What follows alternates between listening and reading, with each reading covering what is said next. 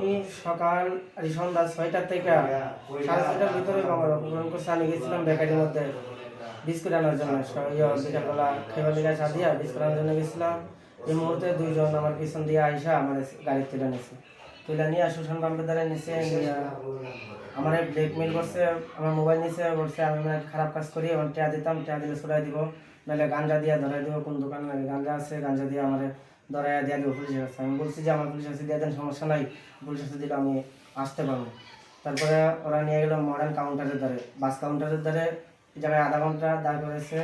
আমার বাড়িতে ফোন দেওয়া হয়েছে, আমার বাড়ির থেকে বলতেছে আমি টাকা বাইর করতেছি, এগুলো বলতেছে কই আসছে, ওদের সাথে কথা বলার জন্য। ওরা কথা বলতে রাজি না, ওরা আমার দিয়ে কথা বলাইছে। পরে ওই জায়গায় মানুষ জমে গেছে বইলা ওরা আমার নিয়ে গেছে 7 বছরের দিক দিয়ে, আমি তো রাস্তাটা চিনি না, প্রতিদিনটা নিয়ে গেছে একটা ব্রিজের কাছে।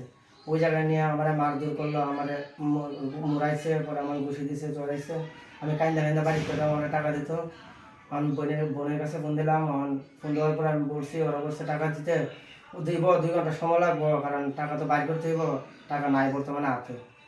এই কথা বলার পরে ওরা আরও মারছে, 2 ঘন্টা সময় ওরা বইতে পারতো না। পরে এই জায়গাতে মারার পরে আমার আবার নিয়ে আসে একটা লোহার ব্রিজ আছে, এই জায়গায় লোহার ব্রিজটা দ্বারা আমার নিয়ে আসে। নিয়ে আসার পরে তখন ওই জায়গায় আমার মারধর করছে, তখন টাকা টুকা পাই নাই। তো পরে আমার নিয়ে আসে আমার মাছ বাজার, মাধবপুর মাছের আরও যেখানে ওই জায়গায় নিয়ে আসা এনে আবার মারধর করছে আমার। জায়গায় মানুষও নাই যে আমি ডাক দিলে আসবো। আমি অনেক চেষ্টা করছি যাইবার লেগে, ওরা আমার দুইজনে বসে রয়েছে ছুরি নিয়ে, আমার মারিয়ে দেবো যদি আমি আনতে লড়িয়া যদি কিছু বলি। তারপরে টাকা টাকা আমি বলছি টাকা দিতেছে আমারে, আপনারা কিছু সময় অপেক্ষা করেন। পরে আমার নিয়ে গেল মিননগর দ্বারা কোম্পানি দ্বারা। ওই জায়গায় নেওয়ার পরে ওই জায়গায় একটা নীরব জায়গায় আমার নিয়ে দাঁড় করাইছে। দাঁড় করানোর পরে পরে টাকা আমার সিম সব করতেছে। আর আগে মাঝে মধ্যে খুলে আমার বাড়িতে ফোন দেওয়া টাকার লেগে, আমি আর কাছে ফোন দেওয়া কে আসতেছি। আমি বেশি মানুষের জানছে দেখে এটা লেগে আবার আমার মারধর করছে। পরে টাকা পাঠাইছে, টাকা পাঠানোর পরে ওরা প্রথম পাঠাইছিল আমার টাকা তোলার লেগে। তখন পাঞ্জাবি ওলা একজন ছিল সাথে, উনি বলছে যে না ওরে পাঠালে বিপদ দেবো, আমরা দুইজন যাই। ওরা দুজনকে টেয়া তুলছে, আমার ছুরি দিয়া দুজনকে 2 সাইডে বয়ে দিয়া তো গেছে হাইওয়ে হোটেল না কিটা আমি জানি না, সঠিক চিনি না। ওই জায়গায় আমার সিঙ্গি থিয়া পরে ওরা টাকা তুলে আনছে। আবার জিজ্ঞাসা আমার কোন সিমের মধ্যে টাকা, আমি বললাম 2 সিম। প্রথম বলছিলাম না, তারপরে ওরা আমার হুমকি দিয়েছে আবার গলা কাটা লাগবো।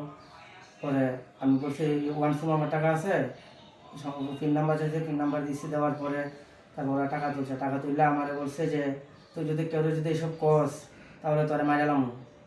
আর 5,000 টাকা নিয়েছি, 5,000 টাকা পরে দিবি, দিয়া পরে তোর ভিডিও হাইটা নিবে। তারপরে তোর আর কিছু করবো না, আর যাতে এটা কেউ না জানে, বলবি যে তুই একটা বিপদ অবস্থস।